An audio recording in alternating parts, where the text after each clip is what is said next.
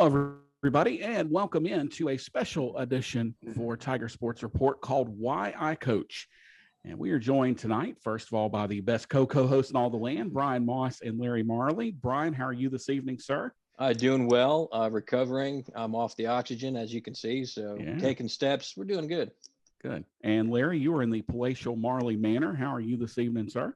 We are doing well. Just a little calm before the storm before we travel off to the West Coast this week. So tonight's my one night. Wow, awesome.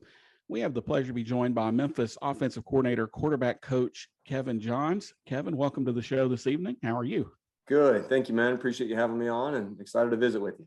Yeah. So we like to do this every year. And what we do is we ask a different coach every year, kind of, get to know you a little bit better for our fans, but also find out what makes Kevin Johns tick and why you chose this crazy coaching profession. So why don't you start us off by telling us a little bit about your high school days and where you're from and all that? Sure. So I grew up in the southwest part of the state of Ohio, just north of Dayton, a town called Piqua. Played three sports there in high school, baseball, basketball, and football. Sort of junior and senior years became a little bit better and advanced a little bit more in basketball and football and really focused on those two. And, when I got done playing high school ball, I didn't really want it to be the end of my career. Wasn't offered any scholarships, but had the ability to and the chance to play at the University of Dayton, which is a non-scholarship level 1AA program.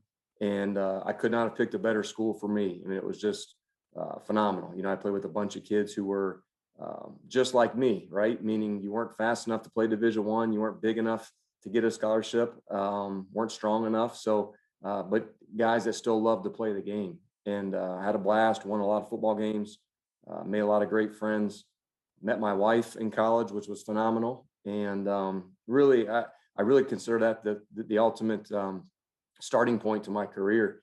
Played for a guy named Mike Kelly, who's an extremely successful college coach, was at Dayton for numerous years, 20 plus years as a head coach, won all kinds of games and a couple national championships. And he really is the one that when I first told him I wanted to get into coaching, and, he said, "Are you sure? Is this what you want to do?" And, at the time I didn't know any different. I just wanted to be around football. And so I said, "Yeah, of course." But I think he knew just the commitment and the responsibility and the time away from your family that it takes to be a good coach. But even to this day, he's been a great mentor to me, and I still lean on him quite a bit. But that's where I went to college, and then started my coaching career from there. Yeah, and as typical of most coaches, you stayed in one place for a very long time. You just put down all these. Now, who am I kidding? You start. I think I joke that the rental companies in these college towns love the assistant coaches because they move around a bit. So you started your career as a GA at Northwestern, which is where you also got your master's degree from in 2001. So talk about what it was like working under, Randy Walker, of course, and then moving up to Pat Fitzgerald. Yeah, it was phenomenal. I mean, what a great starting point of my coaching career. And I'd say how that whole Northwestern thing happened is, if you remember, Randy Walker used to be the head coach at Miami of Ohio there in Oxford, near Cincinnati, before he got the job at Northwestern. And so my senior year, after I got done playing that spring, I drove to Miami of Ohio just about every day during their spring practice season. And because I was trying to get a job there. And so I would just sit, watch their practices. I'd sit in their meetings, got to know that entire staff. And then nothing opened up that fall. So I went back to my hometown of Piqua and I taught math and I coached high school ball for 1 year. And then that winter is when Coach Walker got the job at Northwestern. And that's how it all started. Those guys knew me at that point, and I was able to get admitted into grad school. And so, there it was. I started as a GA there for 3 years. And I tell you, it was very cool. My first year there, we were awful. We were 3-9. But then the next year we changed offenses and we won the Big Ten championship. We finished 8-3 and played Nebraska in a bowl game, and just a phenomenal turnaround, and very proud of that. And, that's something I look back on a lot in my career, is the dedication and the commitment those kids made that year of working, believing in themselves, us going to like a spread, no up tempo, no huddle system, and the success we had. Coach Walker was phenomenal. He's just an awesome man, just a phenomenal mentor to me.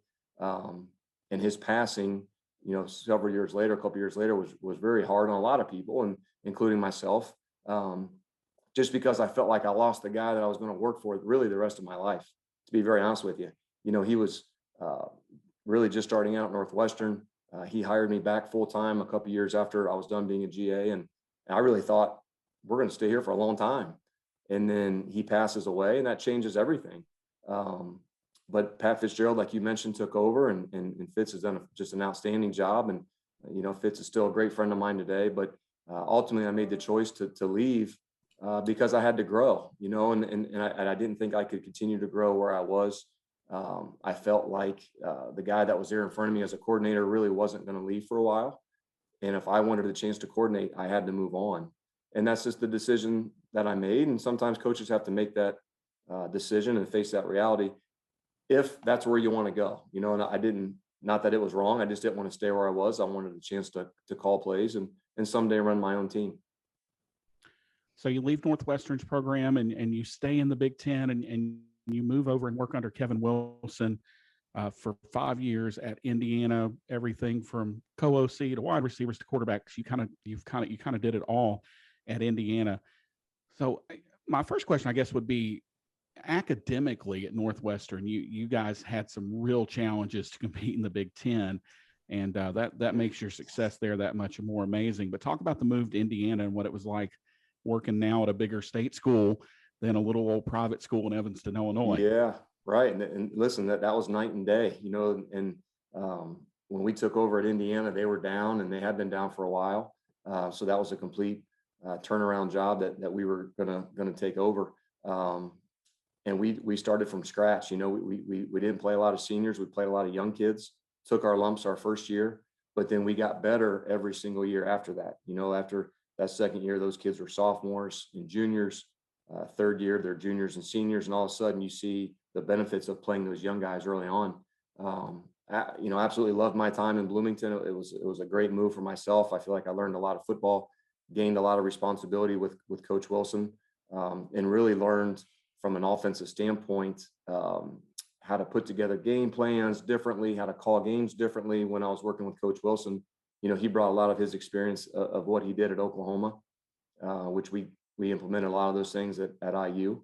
But it was different, and good kids in both spots, but different type of kids at Northwestern than are at Indiana.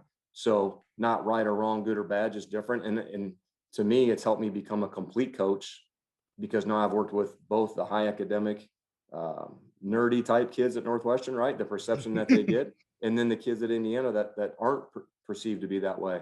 But to be honest with you, there are smart kids in both places. There are great players in both places, and you can get great educations in both places. And I think what Pat Fitzgerald's proving now too at Northwestern is that, that academic piece that says that you can't compete, that's totally untrue. Yeah, because he's proving it right now. So you leave Indiana, you move up the road just a little bit to Kalamazoo, spend a year at Western Michigan, and then you make the sojourn out to what I think is probably the most outpost position in college football, which is Texas Tech. I don't think people understand, Coach, how far Lubbock is from everywhere. Right. And it's amazing that, Cliff, and before him, obviously, Coach Leach, had as much success there as they did, because that is a tough place to recruit and coach. You think that, and it is, when you're in Lubbock, Texas, you're 5 hours away from anything, to be honest with you. 5 hours from Albuquerque, from Dallas, from San Antonio, Houston. I mean, you're a long way away. But once you get to Lubbock and you're in Lubbock, it has everything that you need. It's just a matter of getting there. And to be honest with you, my 1 year that I was there, we did a really good job of recruiting and getting the kids there that on campus that we wanted. And Texas Tech has its own little niche of spread offense and air raid and that perception. And working for Coach Kingsbury really is one of the best things that has happened in my career.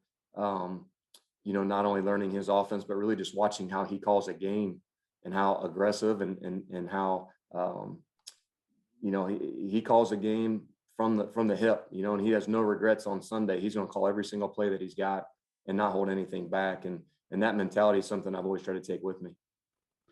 So you and my wife would say, as I was preparing for this, we were looking back at some of the coaches that you've coached with. She would say that Cliff Kingsbury is the best looking guy you've ever coached Yeah, with. yeah, But I hear that a lot. You know, he, yeah, he he certainly was very popular with the ladies. I can only imagine. But what a great man. I'm going to tell you something. Not a lot of people know him because he's really to himself.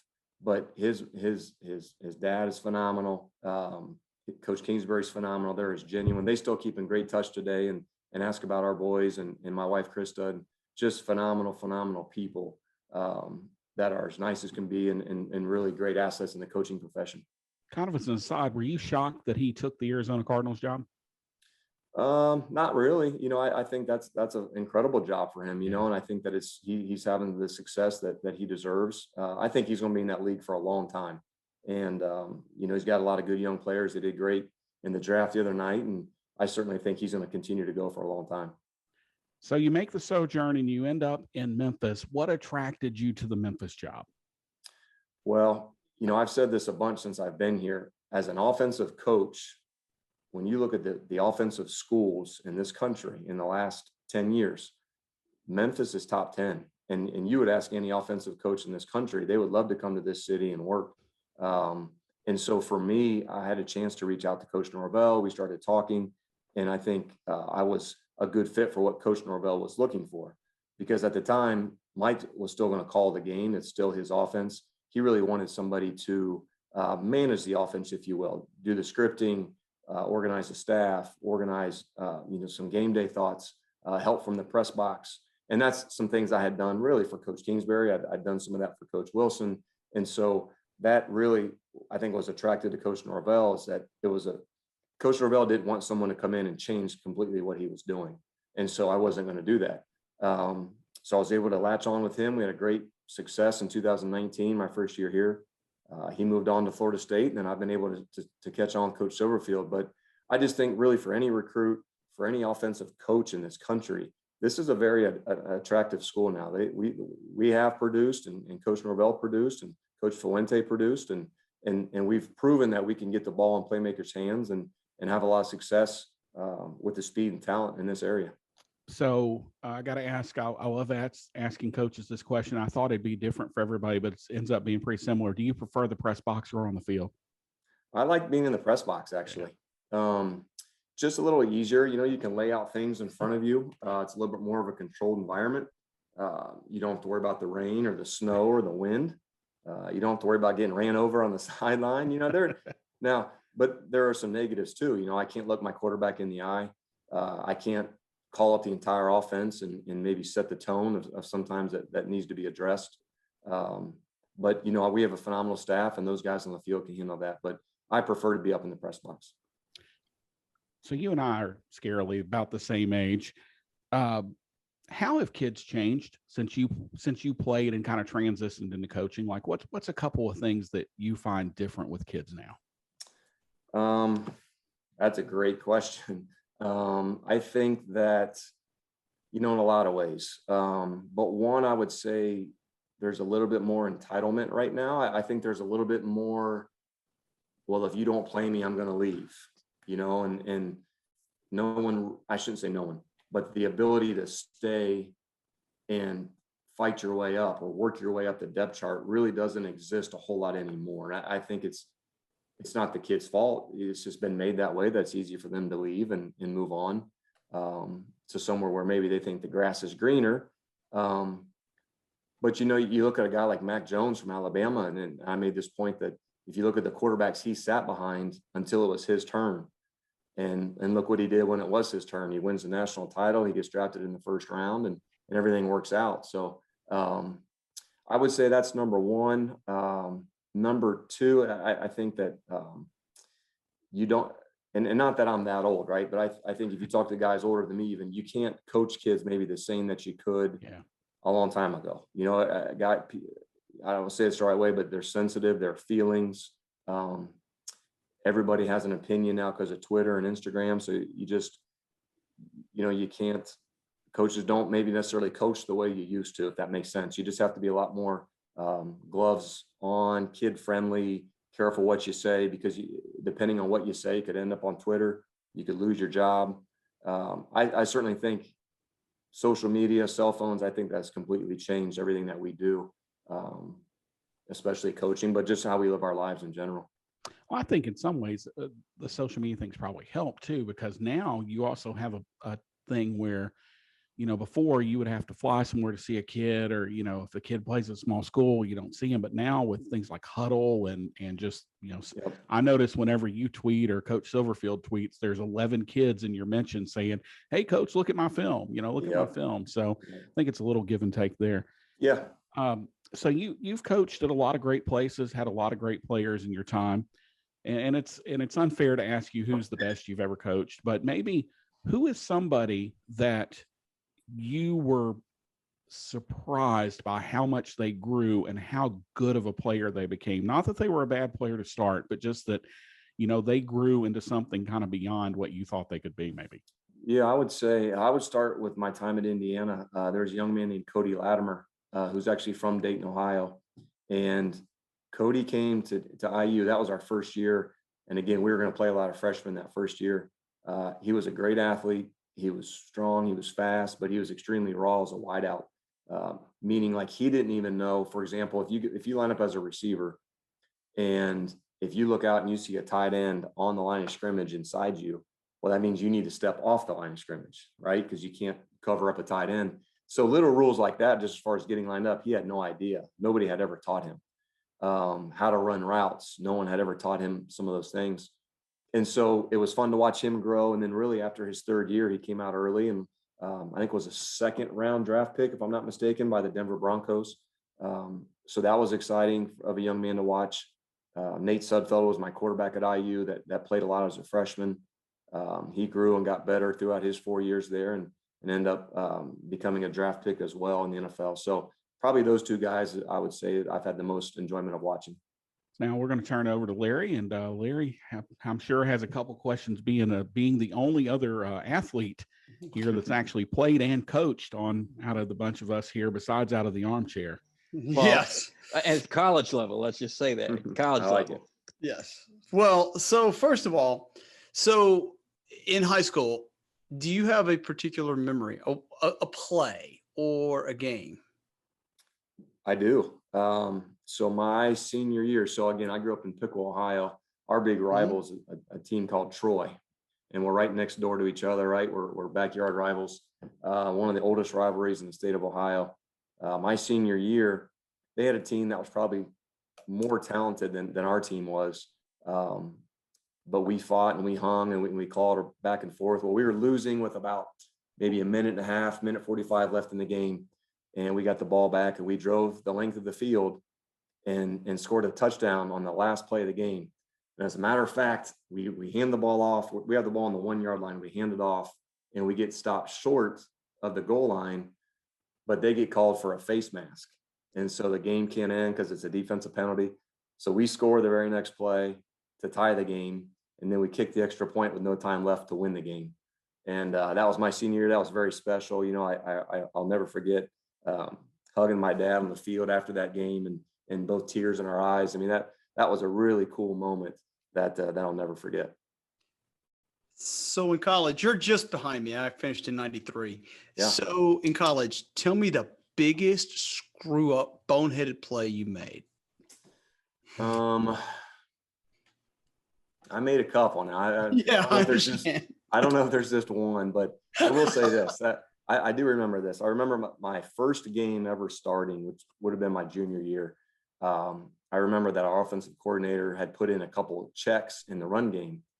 And all I had to do was look for a 3 technique, right? Or a shade. And I had to run the play to the shade or whatever it might be. But I remember getting nervous and it happened the first time. I didn't know what to do. So I called timeout and we came over and he settled me down. And about 3 plays later, it happens again. And I still didn't know what to do. So I called timeout again. So I burned 2 timeouts in the first quarter of my first ever game. And my offense coordinator wasn't very happy with me at that time, but we worked through it and we ended up winning the game. And I think I got a lot better as the season went on, but that was probably the one thing I know that I screwed up early on. So you go into coaching and like you, I went to become a GA as well. I didn't have the little stop as a high school, but I went straight to GA. Yep. So, and not at nearly as good a school as you did. Yeah. But regardless, so when you go from playing to coaching, what was the biggest difference for you? What was the biggest adjustment?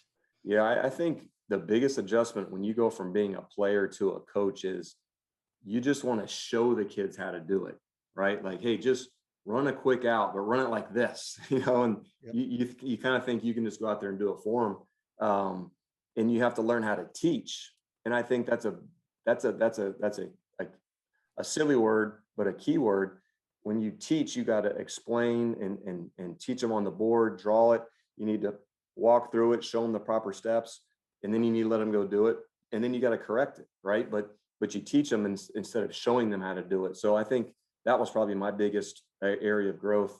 And really the other thing I haven't told you guys, but my first year as a GA, I was with the offensive line. And so I had played quarterback my entire life. And my first coaching job, I'm in the Big Ten coaching the O-line. I had no idea what I was doing. No idea. I had no idea about steps, about pass sets, about picking up blitzes, nothing. And as a matter of fact, it was really weird to me because we'd go through practice and we'd go through the first, 45 minutes of practice and there was no ball. And I'm thinking, what are we doing here? Like, we're playing football. Are we supposed to pass and catch or hand something off or do something? So that was very weird to me, until we got the team. And then I was like, okay, I can handle this. Now we're playing with a ball again. But that was a complete foreign land for me, is to teach the offensive line. But I'm very glad I did. I learned a ton. Coach, real quick, who was the offensive line coach that taught you how to coach offensive line?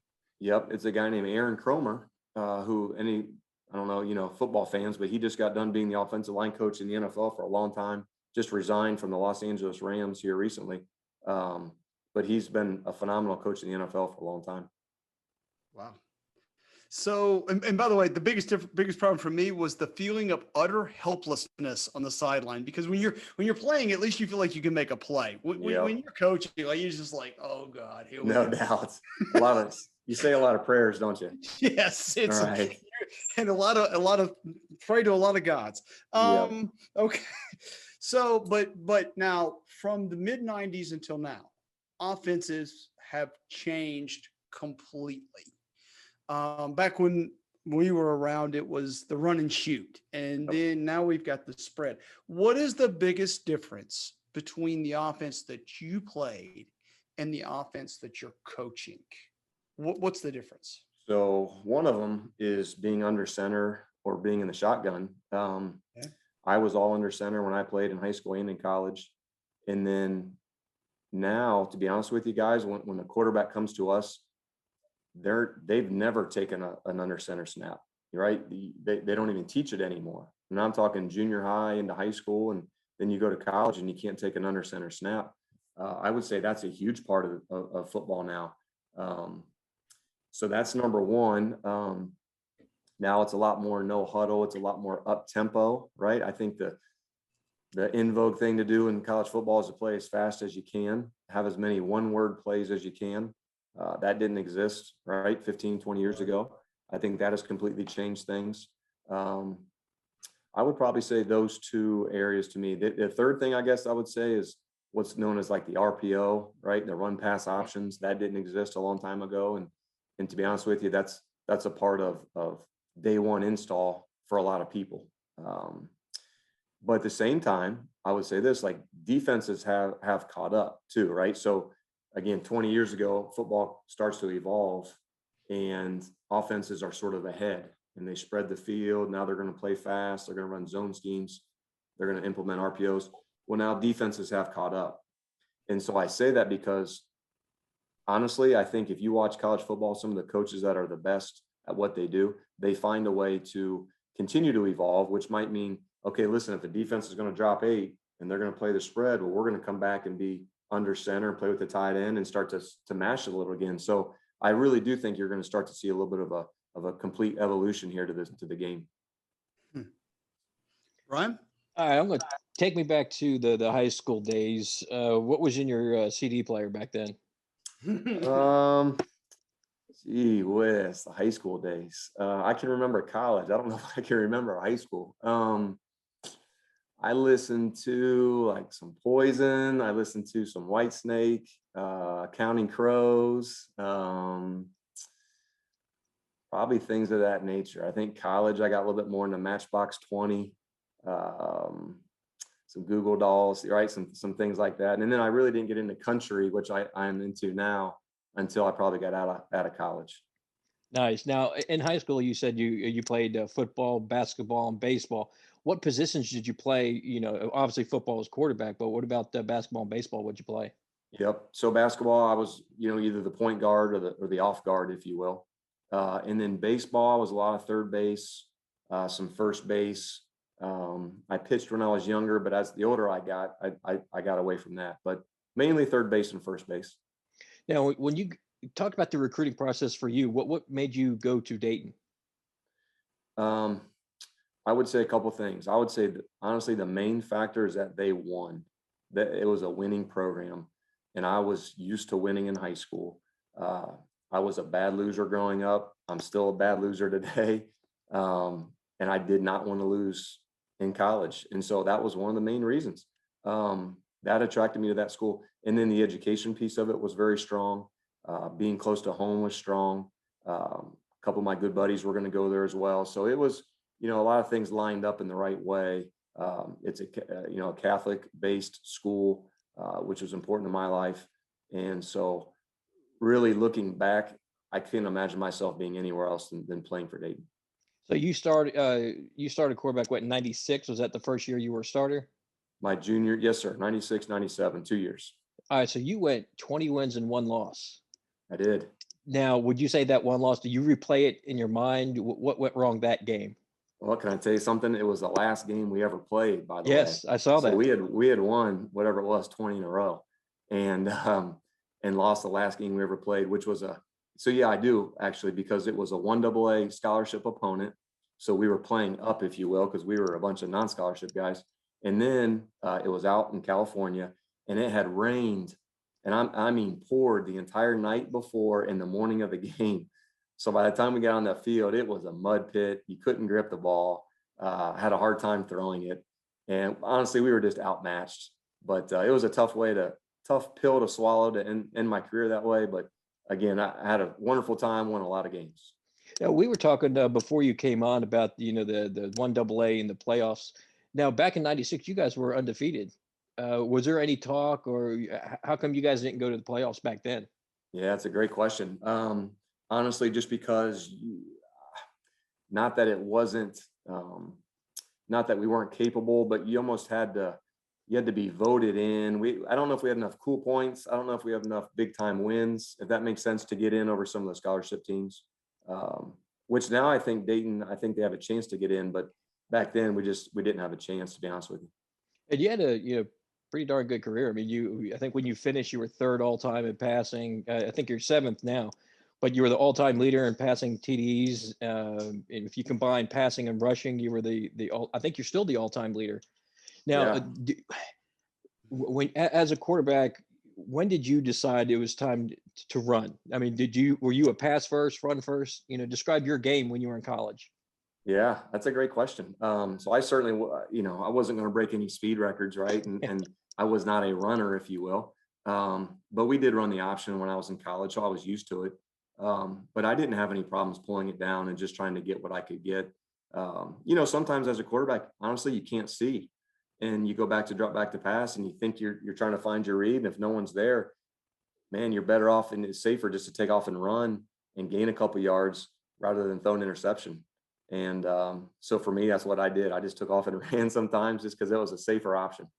Now, going into the coaching, we work for, Recruiting Service, Rivals, or some other ones. As a coach, do you ever look at some of the rankings and think, they have no idea what they're talking about, or they have no idea about this kid? He should be ranked higher, or this kid is overranked. How do you view us? Well, I don't know that I view you all any certain way. I think that sometimes hype takes over and perception takes over, if that makes sense. Like, a kid has 7 or 8 offers, so he's supposed to be a good player. But quite honestly, and I tell you what, My best defense is to look at the NFL draft that just happened and look at how many so-called great players, even the kids that thought they came out early, didn't get drafted until later in the rounds or at all. There's a couple kids who came out early that don't even get drafted. Well, I think that us four would all agree, those guys in the NFL at the highest level, they know what they're doing. They do their homework. And so to me, that's sort of justification that, this kid had all this hype in high school. He signs with a big time college, but you know what? He never panned out. He never made it to the next level. That just shows me and us as coaches in this conference and at Memphis, like, we trust what we see. We trust what the high school coaches tell us. We don't trust stars. We don't really trust hype. And sometimes that hurts us, to be honest with you, in my job, because fans and people will say, man, I can't believe you're not taking this kid. He has all this hype and all these stars. Well, that's great, but he doesn't fit necessarily what I'm looking for. And as long as your head coach is good with it and the staff is on the same page from a philosophical standpoint, then we stand by what we see and what we trust. And, we make mistakes, right? Just like in the NFL, they make mistakes with the draft. But at the end of the day, if we see a kid in person, we do our homework. We feel like we want to limit those mistakes as best we can, but ultimately we trust our eyes. And I don't remember camps being, when I played in high school, I don't remember these summer camps. Do you remember when they, came about? And obviously, I mean, it's huge for recruiting nowadays. How important are these camps to, a program like yourself? Yeah, right. I think to answer your first question, because they weren't there when I played either, right? So I think late 90s, early 2000s, I would say, is when it really, really started to take off. So you're looking at, 20 plus years, but they're critical for us. And what I'm learning about recruiting in football, it's different than basketball and baseball. I think we're a little slower because we want to see kids really going into their senior year, right? Like, I'm still trying to get as many kids as I can to our campus this June for camp. And these kids are a couple months away from being seniors. But again, like I said earlier, I want to see it with my own eyes, and especially quarterbacks. Until you can watch a kid, until you can see the ball come out of their hand, you can watch as much film as you want. You still are not 100% sure until you see it for yourself. You may not answer this question, but do you have any pet peeves in coaching or in recruiting? What pet peeves do you have? Well, man, I'm pretty weird, right? I'm pretty introverted. I'm pretty weird. I'm pretty driven. I'm pretty focused. So yeah, I have a lot of pet peeves, probably more than I can tell you right now. My biggest pet peeve, do you mean just with players or recruits, or tell me what you mean? How you want to answer it? Yeah. I mean, ultimately, I like, in recruiting, what's something that irritates you, your pet peeve there, and in coaching in general, maybe coaching your team or coaching in the past, something like that. Yeah, I think I have a good answer for that. And I think it stems back from me being a non-scholarship athlete, in that no one ever kissed my butt growing up. And so I struggle the most with selfish people. I really do. It just bothers me. I just think we play a team sport. It requires 11 men to be on the same page at the same time. I look at kids and I think, kids got to a certain place because of a high school coach, because of a parent, because of the sacrifices they made, not because of anything they did, right? I think they've been blessed by God with phenomenal talent. I'm not real good with selfish people. I'm not real good with egotistical people. It wasn't how I was raised. It wasn't how I played. I don't believe in it. I don't want my team to be about it. So I think that'd be number one for me. Good deal. And if you weren't coaching, would you be coaching another sport or just a totally different profession? Wow, I think that's a great question. I think that I would have to be involved in some sort of teaching if I wasn't coaching. And I think about that a lot. I don't know that I'd be happy in a job sitting behind a desk in an office. I really think I need to be engaged. The relationships are important to me. Being able to take a young man from where he is to seeing some great things in him and to where he can be, to me, is very rewarding. It's it drives me. Taking a team, taking an individual where they are, and finding out how good can that team be. You look back at a year ago, and I think we finished 8-3 last year at Memphis, and by no means is that our standard, but boy, I was sure proud of the job Coach Silverfield did and the job our kids did, because we fought and we overcame a lot of adversity last year, Mhm. like many teams did last year. But I was super proud. By the time that season ended, we were shorthanded a lot of scholarship players, and the job those kids did continuing to fight every single week. And, we ended up going to a bowl game and winning a bowl game. That to me was very rewarding. And that was very, my driving force, if you will. How good could we take that team? And so for me, I need a challenge like that. I need some sort of competitiveness that I can do each day. And thank God I'm able to do this profession. And last one for me is just how important is to have that supporting staff at home, having, like wife and kids that understand your profession and want you to do the best and root for you and help you out. Yeah, it's absolutely incredible. We were given some great advice, my wife and I, a long time ago, that you don't treat this like a job. You treat this like a way of life. And it's just what we do. We don't know any different. We don't think any differently. It's just our players come over to the house. We know that we're only going to get vacation for a couple weeks, end of June, early July. We understand August through December, it's hard for me to spend a lot of time at home. My kids are aware of it. They know the importance of game day. They know the importance of recruiting and inviting recruits to be a part of our family. It's extremely important. And I can't thank my wife and my kids enough. Again, I use that word selfless or selfish a little bit ago. My family, I think, is extremely selfless, and that they've sacrificed a ton for me to get to where I am today. And it starts with my wife, and she's been my best friend and my partner for a long time, and certainly couldn't do it without them. Yeah. Larry, I think you had one more. Yeah, I got a couple more actually. First of all, so when you were talking about recruiting, this sort of triggered something with me. Give me an intangible, not just a quarterback, but in a player. Obviously, talent is there, but give me an intangible that you look for in a recruit. Yeah, what a girl. I love that question. I look for drive, right? I look for kids that want to be the best. I look for kids that hate to lose. I really do. If you play on a winning high school team, that means a lot to me. Yep. Kids that are voted captains, that means a lot to me. I would start with some of those intangibles. I think for a quarterback, just having the ability to make others around you better, to lead your team, to be on a winning team. I go back, that to me is worth a lot. Kids that are voted captains as a junior and as a senior, just some of the things that again, we can get a kid stronger. We can put them in the weight room. I can teach them football and I can teach them the plays. But when they step on the field, can they make those other guys around them better? And are the teammates gravitated towards them? Can you make others believe in you? Those are things I look for, things that I can't coach a kid to have, I guess. Yep. Last one, give me your biggest superstition.